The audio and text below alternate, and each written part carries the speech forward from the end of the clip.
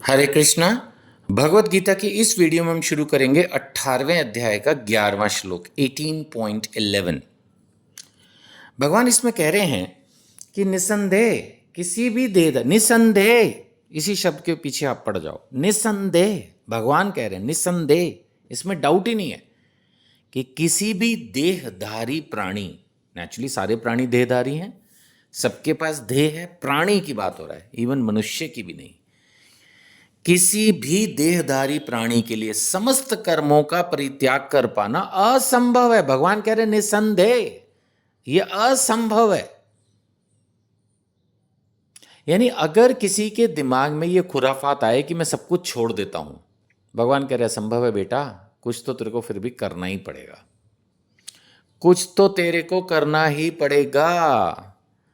भगवान कह रहे हैं किसी भी देहधारी प्राणी के लिए, आप सिंपल इसको मनुष्य समझ लो, अपने ऊपर समझ लो, समस्त कर्मों का परित्याग। किसी के मन में आ जाए कि मैं सब कुछ छोड़ देता हूं, संन्यास ले लेता हूं, संभव ही नहीं है। भगवान कह रहे हैं असंभव। फिर वास्तविक त्यागी कौन है? आप तो त्यागी बनना चाहते हो, सन्यासी बनना चाहते हो, तो भगवान उसका रास्ता भी बता रहे हैं आपको। यार ये तो फंस गए, हम तो सब छोड़ना चाहते। फिर भगवान कह रहे हैं कर्म फल का परित्याग करना है, कर्म का त्याग नहीं करना। पूरी भगवत गीता याद रखना, अब खत्म हो रही है, 18वें अध्याय पे हैं। अब भी अगर कोई नहीं समझा तो उसको समझाने में स्वयं भगवान कृष्ण को उतरना पड़ेगा, क्योंकि भगवत गीता में उन्होंने क्लियरली कह दिया भाई कर्म का त्याग नहीं करना है, कर्म फल। हर श्लोक में वही बात रिपीट कर रहे हैं कि अब तो समझ लो, जो कर रहे हो उसमें फल के अभिलाषा को छोड़ दो, बस करो करो करो करो, करते जाओ, दैट इज द पॉइंट। लेकिन जो कर्म फल का परित्याग करता है वह वास्तव में त्यागी कहलाता है। वास्तव में त्यागी, ये भगवान के शब्द हैं। वास्तविक त्यागी कौन है? जो कर्म कर रहा है लेकिन उसके फल का उसने परित्याग कर दिया है, फल से आसक्ति नहीं है, जो मिल रहा है प्रसाद समझ के ग्रहण कर रहा है। कम हो गया तो, ज्यादा हो गया तो, याद होगा भगवान ने पहले भी कहा था जय पराजय, सुख दुख, लाभ हानि सब मेरे हाथ में है। बिल्कुल भगवत गीता की शुरुआत के 2nd चैप्टर में ही बोल दिया था।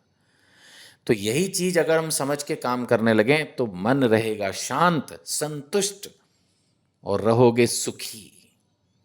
नहीं तो हर चीज में घुसोगे, रिजल्ट आपके हिसाब से आएगा नहीं, जैसा आप चाहते हैं वैसा कई बार होगा नहीं, कोई फायदा नहीं है। एक श्लोक और लेंगे, 12वां श्लोक। भगवान कह रहे हैं जो त्यागी नहीं है, सपोज मैंने कितना भी समझा दिया फिर भी आप सपोज त्यागी नहीं हो, तो फिर क्या होगा? आपको 3 तरह के फल मिलेंगे।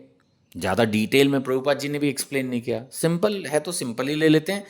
उन्होंने कहा भगवान ने आपको कि फिर क्या होगा, इच्छित फल, जो चाहते थे कुछ वो मिल जाएंगे, कुछ जो नहीं चाहते थे वो भी मिलेंगे। अगर आप त्यागी नहीं हो, सपोज जो त्यागी नहीं है उसको मृत्यु के बाद क्या होगा, कुछ इच्छित फल मिलेंगे, कुछ अनिच्छित फल मिलेंगे जो वो नहीं चाहता था। इच्छित माने जिनकी इच्छा थी वो मिल जाएगा, कुछ ऐसी चीजें जो चाहते थे नहीं मिले वो भी मिल जाएगा, और कुछ थोड़ा आधा अधूरा तथा मिश्रित, ये 3 प्रकार के कर्मफल मृत्यु के बाद मिलते हैं।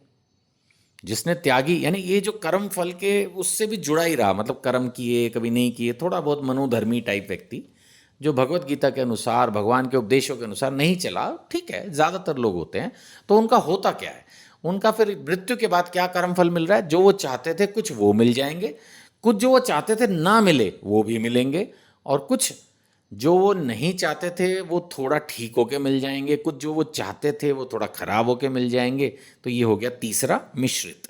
ये 3 प्रकार के कर्मफल मृत्यु के बाद मिलते हैं। लेकिन जो सन्यासी है उसको कोई कर्म का सुख दुख नहीं भोगना पड़ेगा, वो तो वैसे ही सन्यास, मोक्ष, सीधा भगवान के घर, दोबारा दोबारा जन्म मृत्यु के चक्र से छूट जाएगा, भगवान के अविनाशी धाम में पहुंच जाएगा। हरे कृष्णा।